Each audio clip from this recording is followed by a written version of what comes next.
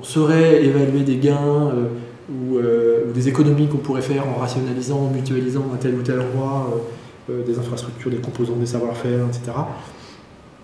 C'est difficile aujourd'hui de le dire à l'échelle complètement de l'État. La DSI de l'État, elle a un an et demi, un petit peu plus d'un an et demi d'existence. On met déjà en réseau ces acteurs, on essaye d'avoir un mode de fonctionnement, une gouvernance un peu unifiée. Les outils vont se mettre en place et l'idée c'est d'aller vers ça.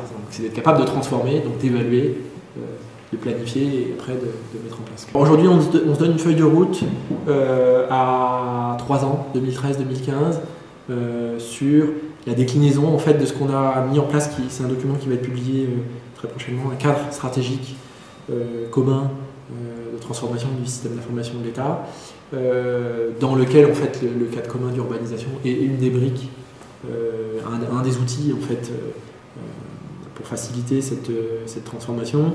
Donc on a une visibilité à peu près triennale dans laquelle on essaye de cadencer et de décliner ces orientations stratégiques, donc plus de valeur, meilleure utilisation des données, une mutualisation plus forte d'un certain nombre de briques, essayer de rationaliser le patrimoine applicatif, mutualiser les infrastructures techniques, agir sur la fonction SI elle-même, au sein des DSI, mettre les experts en réseau, la formation, essayer aussi de former de manière un peu plus homogène, faciliter les parcours en interministériel, un certain nombre d'agents. Voilà. Donc ça c'est globalement tout un volet d'action qu'on va essayer de décliner qu'on décline sur les 3 ans, avec des contrats de progrès ministère par ministère. Donc il y aura un engagement qui sera pris par les secrétaires généraux sur cette feuille de route. L'impact majeur déjà pour les acteurs internes de l'État, c'est qu'effectivement il y a maintenant une structure transverse.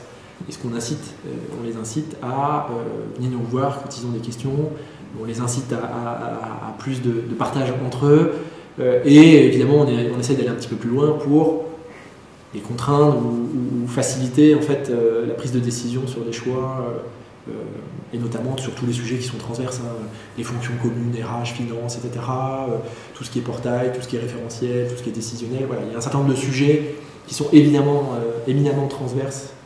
L'idée c'est de dire voilà, il y a une structure de pilotage transverse au niveau de l'État, venez nous voir, on va vous aider. Voilà. Donc on est vraiment dans ce mode de fonctionnement, mise en réseau et aide, incitation.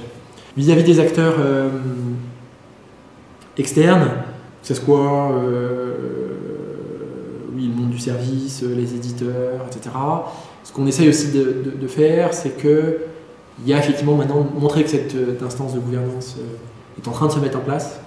Donc que ce soit sur la politique d'achat, d'acquisition, d'avoir une stratégie un peu plus homogène, on va dire, pour pas dire une stratégie unique.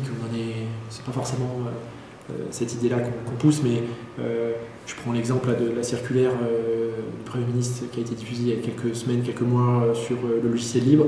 L'idée c'est bien d'avoir une stratégie vis-à-vis de ce type de solution, une stratégie commune qu'on partage et qu'on va essayer de défendre un peu auprès de tous ces acteurs.